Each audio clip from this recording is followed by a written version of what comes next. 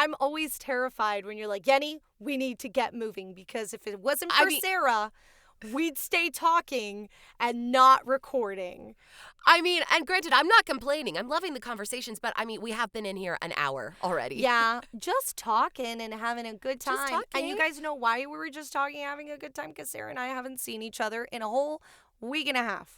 It was a long time. Right? It's been obscene. So, with that in mind, welcome to Story Sirens, the podcast where we deep dive into myths and mysteries from around the world. I'm Sarah. And I'm Yenny, and we are so excited to continue our spooky season specials. It's October, y'all. Bring out the bats. Bring out the pumpkins. And make sure to follow and subscribe, plus join our public Discord. The link is always available in our show notes. You can also support us through our Ko-fi page at ko-fi.com/storysirens. As well as support us by becoming an Apple subscriber, where you'll get bonus content episodes and listen to each episode a day before it airs, which is kind of cool if you ask me. Right? Early access. Early access. Who doesn't love that? Love that. Now that all of our clerical work is out of the way, Sarah, how are you feeling this morning? You just got back from a trip overseas. Are you a bit tired? That was great. I'm a little, A little run down? Just a bit. I'm a little high on cold medicine. I know, she's such a rapper. Like you're just sort of going through the motions as you get back into your usual routine. I have no idea what a usual routine is anymore, but I'm totally feeling like a bit of a zombie. Aha! And that is exactly our topic for today, ma'am. What a segue. What a segue. It's like we're writers. What? Listen, a quick trigger warning. While we do have fun discussing monsters and mayhem, some of which are hot, on this show, we also discuss the historical relevance of our topics. And that often unearths the cruel side of history. Yeah. In this episode, there will be discussions of death, infection, and slavery. While we love a good fright for October, we don't want to traumatize. Yeah. So, if that's too much for you, we'll see you next week. Bye. Now back to the episode. Yes.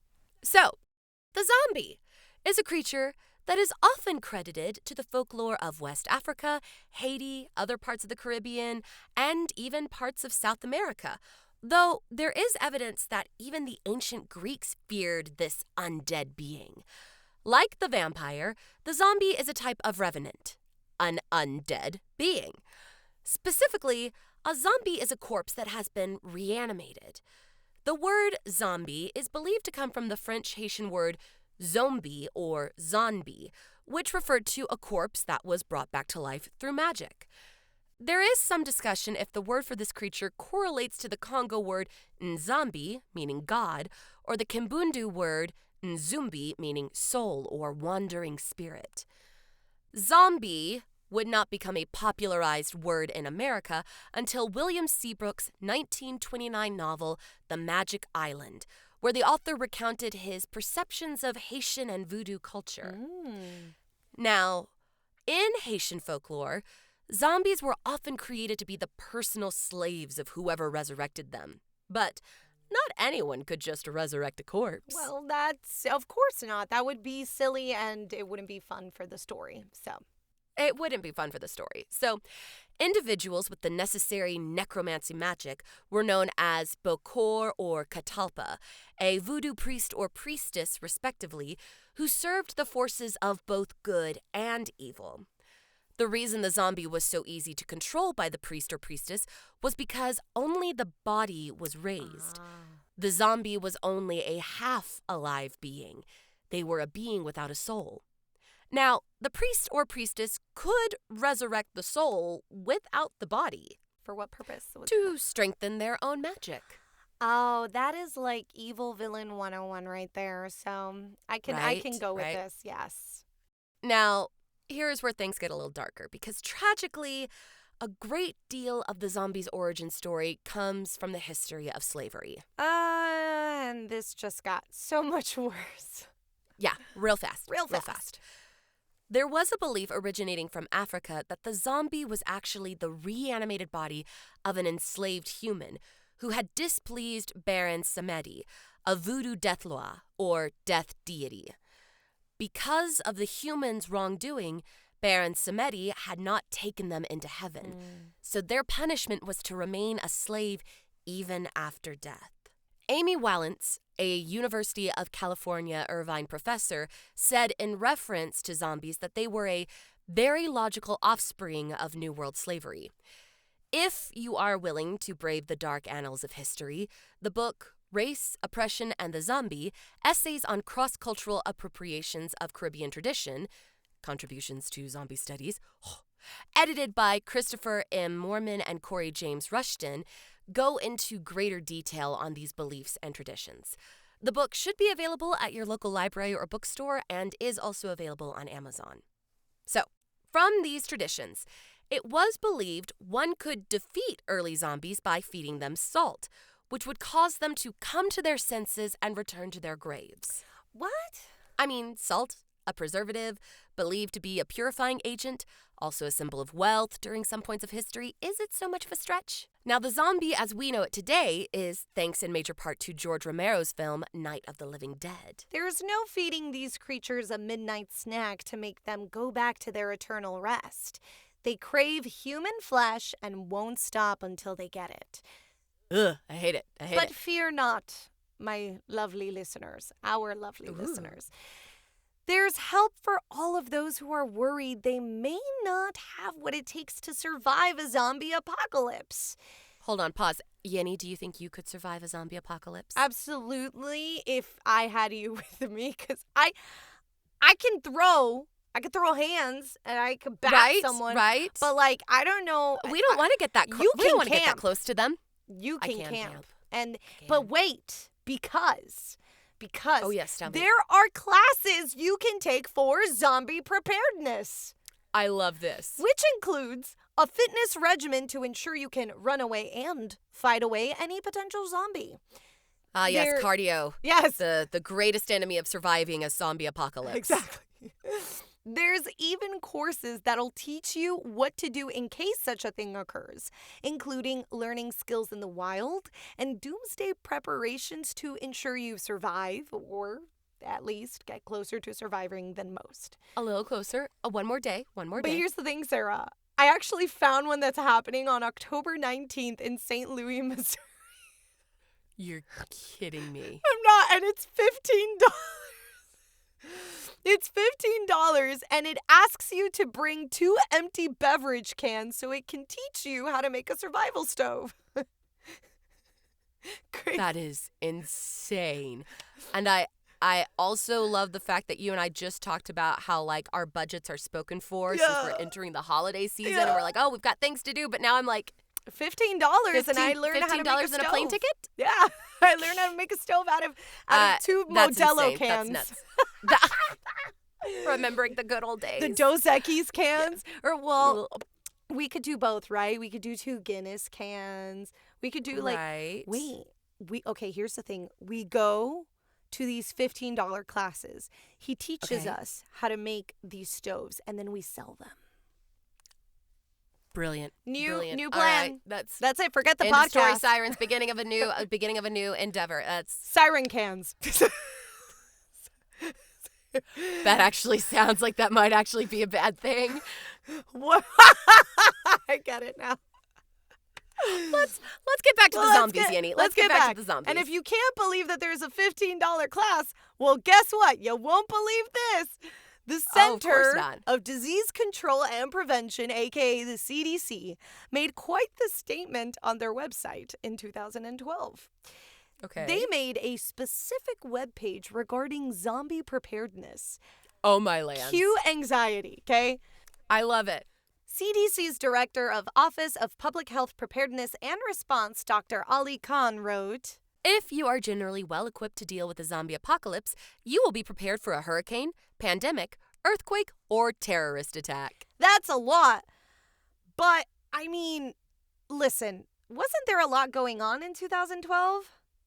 Wasn't the world supposed to end? Exactly. But then again, apparently the rapture was supposed to happen in September, and we're still here. We're still here. There are no zombies. There is no rapture that, we observed. And but there is a whole lot of anxiety. There is. And I mean, technically, most of us have already been through half of these things, like almost all of them. Oh, yeah, pretty much. Wait, are you saying there's a zombie bingo card? Yes. And we've been through a pandemic, a terrorist attack. Yeah. Oh my gosh. And you've dealt with hurricanes. Have you gone through an earthquake? I mean, I've been through an earthquake, just not one where I live. Could we possibly survive a zombie apocalypse? I think we can. We have a fighting chance. The $15 canned stoves. And Alex knows Kung Fu. Jared has to know. So Jared can go into the computer and hack stuff like in the movies. He could. I mean, but Jared was also a Taekwondo student. So there you go. Taekwondo, Kung Fu, and then 2 hot chicks. Hello. We're done. What else do we need? Oh my gosh. We got this. We got this in the bag. Now, for all of that confidence, not to make you more anxious, but Yenny, did you know there have been confirmed reported cases of zombies? Okay. So, there's this British medical journal called The Lancet, and in 1997, it released an article which covered several verifiable cases of, I kid you not, zombies. Verifiable. A couple of these cases occurred in Haiti, the origin of the zombie myth. Oh. One involving a woman who died and was buried and then reappeared 3 years later walking around in a dazed stupor. I know.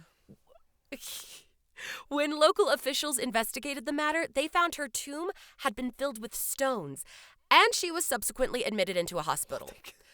Doctors believed she was suffering from catatonic schizophrenia, which caused her stupor-like wandering. Okay, but what caused her 3-year-long absence and her stone-filled tomb? Because that's like, why would you fill it with stones? How did she even great question. How did she even take out the stones? I don't know, but moving on. Sarah! There have been other reported zombie cases that turned out to actually be people suffering from Cotard syndrome, the belief that you are dead and actively decomposing. I mean, honestly, sometimes I wake up and I'm like, I'm halfway there. Right? I'm just like... Especially when I'm sick. Fuck it. I got that shit when I'm sick. Yeah, I as y'all can hear, listeners, I'm so terribly sorry. I'm getting over a head cold, and Jared was asking me, how do you feel? And I went, like, my head is 40 pounds. Oh. It's all right. I'm fine. And perhaps the most famous real-life zombie case is the case of Clervius Narcisse in Haiti. Now, reportedly, Clervius checked himself into the local hospital on April 30th, 1962, after several days of suffering from some undetermined illness. Mm-hmm. On May 2nd, he was pronounced dead by hospital staff. His body was identified by his oldest sister, Marie Claire, who then signed the necessary paperwork to hand him over to the morgue, and he was buried. Done deal, right? Huh. 18 years later, Angelina Narcisse was approached by a man claiming to be her brother, Clervius. No. He convinced Angelina of his identity by telling her old family secrets that no one else would know. He recounted his pronouncement of death, saying he heard his sisters weeping over his body and even felt the sheet pulled over his face, but he couldn't move or respond, like locked-in syndrome. Oh my God. He recalled being buried in his coffin, and after an unknown amount of time, someone dug Clervius out of his grave, beat him, bound and gagged him, and then took him to work on a Haitian sugarcane plantation. How the fuck? How did this person even know that he was alive?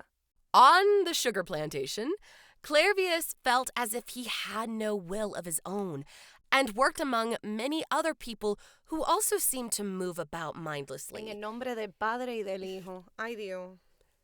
He called himself and his fellow workers zombies. Long story short, investigators and doctors confirmed Clervius's identity and explained his death and subsequent zombification had occurred through means of multiple paralytic and hallucinogenic drugs. So basically, foul play. Somebody dosed him with something that made him look dead, so that they could basically human traffic him and use some sort of hallucinogenic to keep him docile and under their influence. I'm not okay.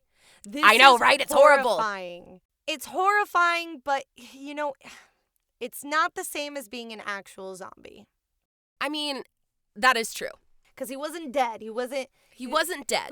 It was terrible what happened to him. My God. But yeah, at least not a zombie. He wasn't, his skin wasn't not an falling actual off. zombie. Yeah.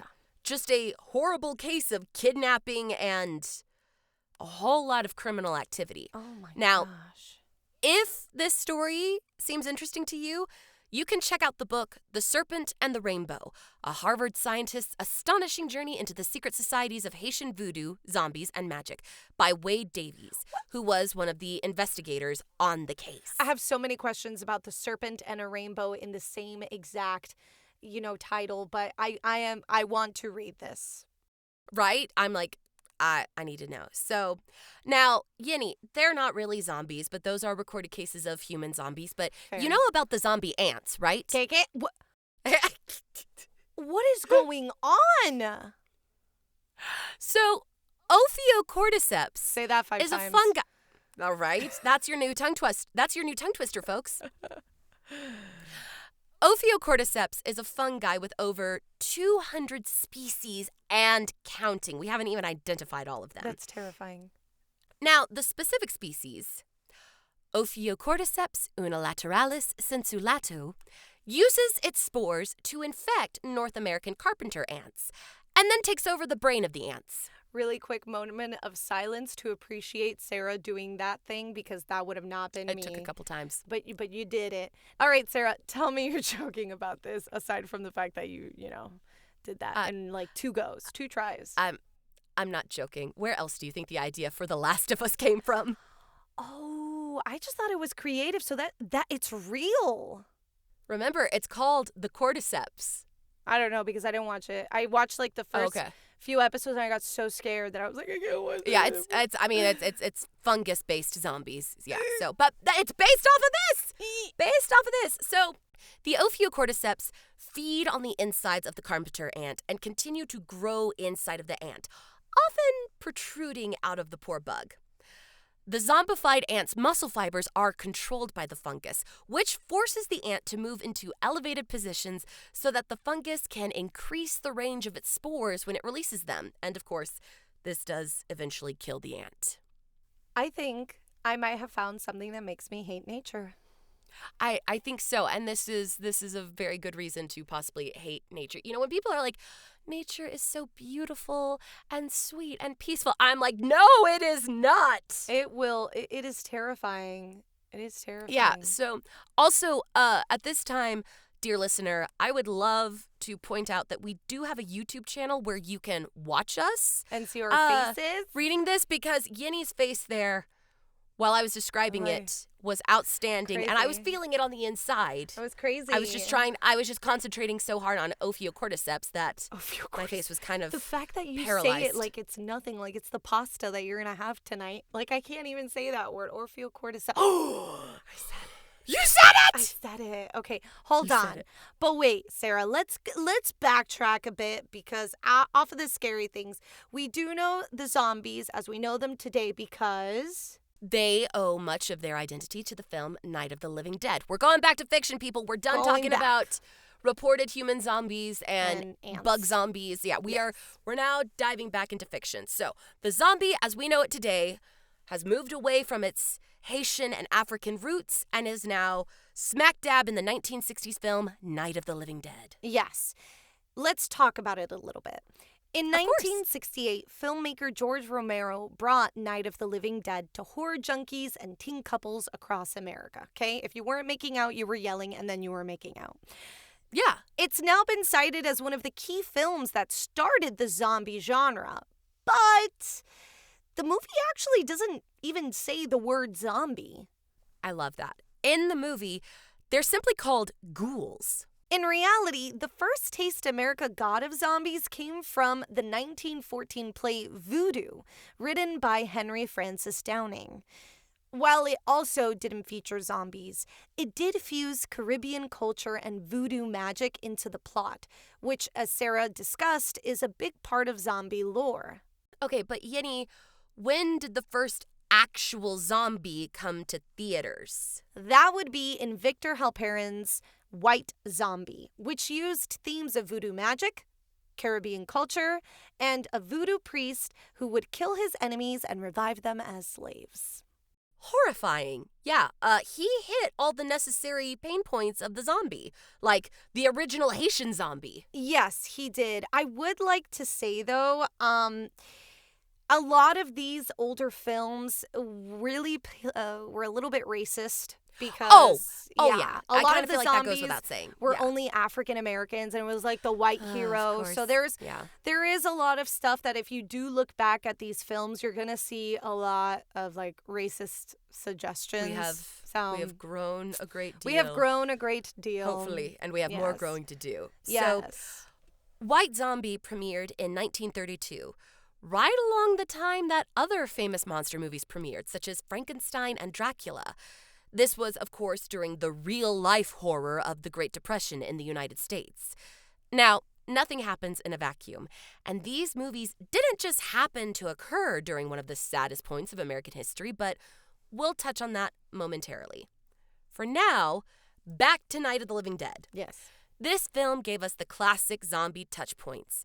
Reanimated corpses that are ambling, mindless monsters who crave human flesh. And a bunch of humans cowering and trying to figure out how to escape the zombies, only to learn that the greatest monster is man. Yeah. Without giving spoilers. That's kind of the spoiler for every zombie movie. Yeah, kinda. Human in appearance, sometimes in a state of decay and devoid of reason, logic, or any other traits associated with humanity, the zombie truly is horrifying, right? Yes. What's even scarier is how, like the zombies of Haitian and African culture, the zombies of Night of the Living Dead and subsequent media pretty well reflect the very real fears of the living. We've discussed monster theory on this show before about the correlation of human mindsets and popular culture with monsters in media. Which you can listen to in our Godzilla episode. And in our Mothman episode. Oh, yes. So, since we have discussed that in past, it should be no surprise that this theory, of course, has a slot for zombies. Zombie films, books, and television shows often pick up in popularity around the times of recession and economic depression. But what do these two topics, monsters and money, have to do with one another? Zombies are often a mindless horde, consuming everything in their path. Kind of like the Pokemon card scalpers hitting up Target and Costco stores. Yeah. There's the real evil. That's the real evil. Taking cards from 10-year-olds, okay? Right. Give the kids a shot. And give Yenny a shot, too. I like my Pokemon cards. Now, in the correlation of monsters and money, many Americans felt either like the zombie, mindlessly trapped in dead-end jobs without any of their own freedom or autonomy, or felt like the human victims of the zombie movies, consumed by rising costs, unaffordable homes, growing debt, and steadily sinking economic safety nets.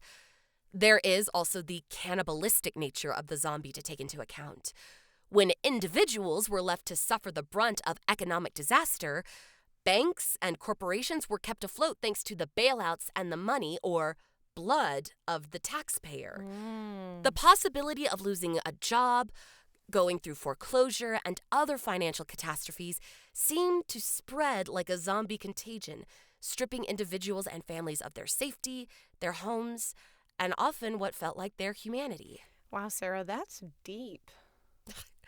Well, in a 2009 interview with CNN, Brunel University lecturer Xavier Mendick said, In the horror canon, the zombie has always been used to represent the dispossessed. When you think about what's happened with the recent credit crunch, it hasn't just hit the traditional outcasts of society, the poor and homeless. Those at the top have lost their jobs too. So in that sense, it's been a real social leveler. And to be frank, economic woes are always top of mind.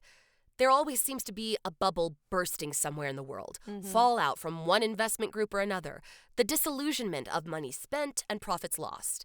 Is it any wonder that the Walking Dead TV series has been going strong for 15 years? I'm like, what? And the comic it's based on isn't even over the last time I checked. In short, fiction is always a way to cope with real life. And as monster theory shows us, and as our fiction shows us, sometimes that fiction becomes horrifically gruesome because that's a better distraction from our reality. Speaking of The Walking Dead, I can't not talk about the fact that I actually watched it until Glenn got killed. That's when I stopped. That's when I stopped. I couldn't do it anymore. He was the only reason I continued watching this dang show because I loved him and his wife, I loved girlfriend Glenn together. and Maggie. I loved them. And I was so traumatized over that I was like, I can't watch this anymore because they just killed. It was worse than Game of Thrones. It was horrible. Yeah, it was. Glenn and Abraham were my two favorite characters, and I remember turning off that episode and going, I can't do it. I'm done. No, I can't. But whoever is still watching it, I mean, power to you. Right? Power to you. Now, throughout the years, zombies have been portrayed in various ways, from undead slaves with no free will, to rotting corpses with slashed and broken clothing, to brain-eating monsters with superhuman strength. I hate At that the version. same time, yeah, me too. At the same time, humans also become zombies in different ways. Voodoo magic, radioactivity, plague, and apparently even fungi have been used as ways to transform a person into the disgusting dead. Oh, Yenny, don't be mean to them. I'm going to be mean because they would literally eat us, Sarah. Okay, true. I rescind my protection of the zombie. Don't protect the zombie. Finally, zombies are also killed or revived in different ways, all depending on how they were made. With voodoo magic, only the death of their creator could either revive them or have them finally rest in peace. If due to radiation or plague, there can either be a cure or a correct way of finishing them off, either by cutting their heads or burning them. I mean, honestly, just do both. Yeah, both. I mean, in the famous words of Zombieland, double tap. Double tap. And speaking of Zombieland, let's go over into modern media for zombies, even though we've already talked about a lot of modern media. Yeah. But there's other stuff, too. There's so many.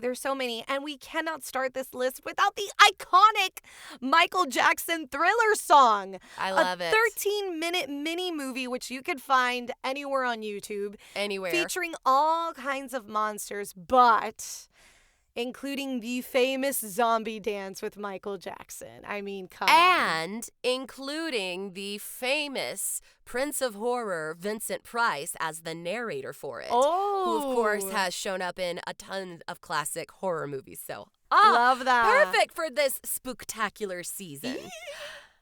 As mentioned earlier, the entire Walking Dead franchise, whether you like the comics, the original TV series, or any of its many, many spin-offs, there's a zombie just waiting to feast upon your attention. Honestly, I have to say, Disney's Zombies is an amazing, few movies that you could watch back to back. That's It's a fun. musical, and it's so good. It's like High School Musical meets, I don't know, kind of like Enchanted. What is that one? I don't know. There's another one that they do in Disney that's like magic or whatever. But anyways, that's all of them. Yeah, whatever. A zombie falls in love with a human cheerleader. What could go wrong, right? Well, I do love it. Perhaps someday their love can be ordinary. And if you get that reference, you know that whole soundtrack, especially for the first film, rocks. I mean, I love it. And I think Zombies 4 just came out. And they have also a spin-off show. It's so good. So good. And the dancing. I love seeing you get so excited about this. I This think is adorable. It's huge. You gotta watch it. That's okay. your Well, here, homework. staying on the zombie romantic pipeline, Warm Bodies. Oh, I love it. Love is definitely the answer for the zombie cure and, getting them back into their regular human states of mind so that they can pursue what we all want, true love. I love that movie. That movie's so cute. Not cute is World War Z, starring No, those Brad zombies Pitt. are terrifying. No, but Brad Pitt's hot. He fought... We can't say no to Brad Pitt. I was going to say, like, one does not negate the other. Brad Pitt is hot. Those zombies are terrifying. It exists in the same film. Listen, if I'm in a zombie apocalypse and Brad Pitt is the one that's going to save me, I'm okay with it. I'll be fine. I'll survive. All right. Listen, follow a United Nations investigator, a.k.a. Brad Pitt, who is traveling the world in hopes to find the cure for the zombie apocalypse. And, of course, it is based off of the book World War Z by Max Brooks, son of famous movie director Mel Brooks. What? And, of course, as always, I always think the book is better.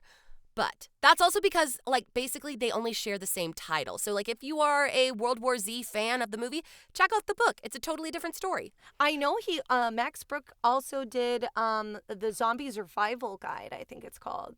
Did he? Yeah. I believe that, yeah. And, of course, we've already alluded to it, but Zombieland. Comedy and horror? Sign us up. Word has it there's a safe haven in LA, and a group of zombie apocalypse survivors use a survival guide to make it there. Just make sure to pack your own Twinkies. Heck yeah. Last of Us video game and TV show, whichever one you pick. Prepare to cry. I cried even just watching the first few episodes. They're all good. I cried in the first episode. Yeah. Like, oh my gosh. And my personal favorite Scooby-Doo movie. Here we go.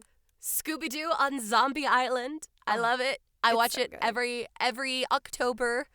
Probably going to be watching it after this episode, honestly. Yay! The 28 Days Later franchise, which does a horribly fantastic job of showing the horrors of both man and monster. I believe you could see 28 Years Later right now on Netflix. Yes. So, is it on Netflix now? I I'll need to think let my so. husband know. Yeah.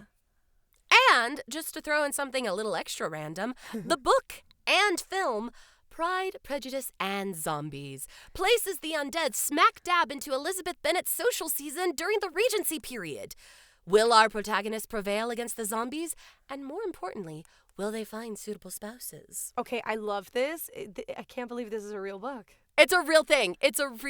I have not read the book. I've seen the movie. It is an amazingly fun, bad movie. I love it. In my personal opinion.